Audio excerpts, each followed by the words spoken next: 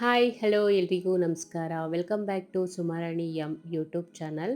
ಗೋಧಿ ದೋಸೆ ಮಾಡ್ತಾಯಿದ್ದೀನಿ. ಗೋಧಿ ದೋಸೆ ಮಾಡೋದಕ್ಕೆ ಒಂದು ಚಿಕ್ಕ ಕಪ್ಪಲ್ಲಿ 1 ಕಪ್ ಆಗೋಷ್ಟು ಗೋಧಿ ಹಿಟ್ಟನ್ನ ತೊಗೊಂಡಿದ್ದೀನಿ. 1/4 ಕಪ್ಪಷ್ಟು ಸಣ್ಣ ರವೆ ಹಾಕ್ಕೊಂಡಿದ್ದೀನಿ. ಮತ್ತು ರುಚಿಗೆ ತಕ್ಕಷ್ಟು ಉಪ್ಪು ಹಾಕ್ಕೊಂಡು ಒಂದು ಸಲ ಚೆನ್ನಾಗಿ ಮಿಕ್ಸ್ ಮಾಡಿಕೊಂಡು ಆಮೇಲೆ ಸ್ವಲ್ಪನೇ ನೀರು ಹಾಕ್ಕೊಂಡು ಮಿಕ್ಸ್ ಮಾಡ್ಕೊಬೇಕು.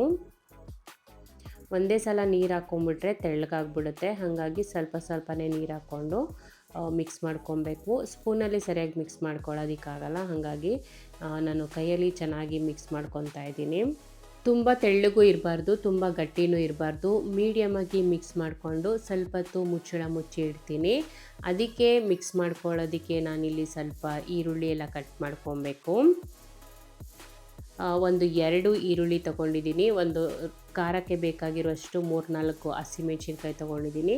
ಸ್ವಲ್ಪ ಕೊತ್ತಂಬರಿ ಸೊಪ್ಪು ತೊಗೊಂಡು ಸಣ್ಣದಾಗಿ ಕಟ್ ಮಾಡಿ ಇಟ್ಕೊಂಡಿದ್ದೀನಿ. ಕರ್ಬೇವಿನ ಸೊಪ್ಪು ಕೂಡ ಸ್ವಲ್ಪ ಸಣ್ಣದಾಗಿ ಕಟ್ ಮಾಡ್ಕೊಂಡಿದ್ದೀನಿ. ಮಿಕ್ಸ್ ಮಾಡ್ಕೊಂಡಿರೋ ಗೋಧಿ ಹಿಟ್ಟಿಗೆ ಈರುಳ್ಳಿ, ಹಸಿಮೆಣಸಿನ್ಕಾಯಿ, ಕೊತ್ತಂಬರಿ ಸೊಪ್ಪನ್ನೆಲ್ಲ ಹಾಕ್ಕೊಂಡು 1 ಸ್ಪೂನಷ್ಟು ಜೀರಿಗೆ ಹಾಕ್ಕೊಂಡು ಚೆನ್ನಾಗಿ ಮಿಕ್ಸ್ ಮಾಡ್ಕೊತಾ ಇದ್ದೀನಿ. ನಾನಿಲ್ಲಿ ಗಟ್ಟಿಯಾಗಿ ಮಿಕ್ಸ್ ಮಾಡ್ಕೊಂಡಿದ್ದೀನಿ. ಇವಾಗ ಸ್ವಲ್ಪ ನೀರು ಹಾಕ್ಕೊಂಡು ಚೆನ್ನಾಗಿ ಮಿಕ್ಸ್ ಮಾಡ್ಕೊತಾ ಇದ್ದೀನಿ.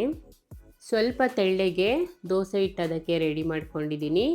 ಇವಾಗ ಹಂಚಿಟ್ಕೊತಾ ಇದ್ದೀನಿ. ಹಂಚು ಸ್ವಲ್ಪ ಚೆನ್ನಾಗಿ ಬಿಸಿ ಆದಮೇಲೆ ಎಣ್ಣೆ ಹಾಕ್ಕೊತಾ ಇದ್ದೀನಿ. ಫಸ್ಟಿಗೆ ಸ್ವಲ್ಪ ಚೆನ್ನಾಗಿ ಎಣ್ಣೆ ಹಾಕ್ಕೊಂಡ್ರೆ ದೋಸೆ ಚೆನ್ನಾಗಿ ಬರುತ್ತೆ, ಅಂದರೆ ಗೋಧಿ ದೋಸೆ ಚೆನ್ನಾಗಿ ಬರುತ್ತೆ. ಒಂದು ಸೌಟಷ್ಟು ನಾನು ಹಾಕ್ಕೊಂಡು ಚೆನ್ನಾಗಿ ದೋಸೆ ಥರ ಹಾಕ್ಕೊಂಡು ಸ್ವಲ್ಪ ಎಣ್ಣೆ ಹಾಕ್ಕೊತಾ ಇದ್ದೀನಿ. ಫಸ್ಟ್ ಸಲ ಹಾಕಿದಾಗ ಸ್ವಲ್ಪ ಎಣ್ಣೆ ಜಾಸ್ತಿ ಹಾಕ್ಕೊಂಡ್ರೆ ಕಿತ್ತೋಗೋದಿಲ್ಲ, ಚೆನ್ನಾಗಿ ಬರುತ್ತೆ. ಹಂಗಾಗಿ ನಾನು ಫಸ್ಟಿಗೆ ಸ್ವಲ್ಪ ಎಣ್ಣೆ ಜಾಸ್ತಿ ಹಾಕ್ಕೊಂಡು 2 ಸೈಡು ಬೇಯಿಸ್ಕೊಂಡ್ರೆ ಗೋಧಿ ದೋಸೆ ರೆಡಿ ಆಗುತ್ತೆ.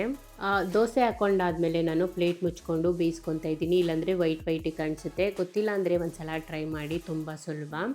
ಕಡಲೆಕಾಯಿ ಚಟ್ನಿ, ಕಾಯಿ ಚಟ್ನಿ, ಟೊಮೆಟೊ ಗೊಜ್ಜು, ಬದನೆಕಾಯಿ ಗೊಜ್ಜಿಗೆಲ್ಲ ಚೆನ್ನಾಗಿರುತ್ತೆ. ನಾವು ಬದನೆಕಾಯಿ ಗೊಜ್ಜಿಗೆ ಮಾಡ್ಕೊಂಡಿದ್ವಿ, ತುಂಬ ಚೆನ್ನಾಗಾಗಿತ್ತು. ಮತ್ತು ನಾನು ನೆಕ್ಸ್ಟ್ ವಿಡಿಯೋದಲ್ಲಿ ಸಿಗ್ತೀನಿ. ಅಲ್ಲಿವರೆಗೂ ಟೇಕ್ ಕೇರ್, ಬಾಯ್.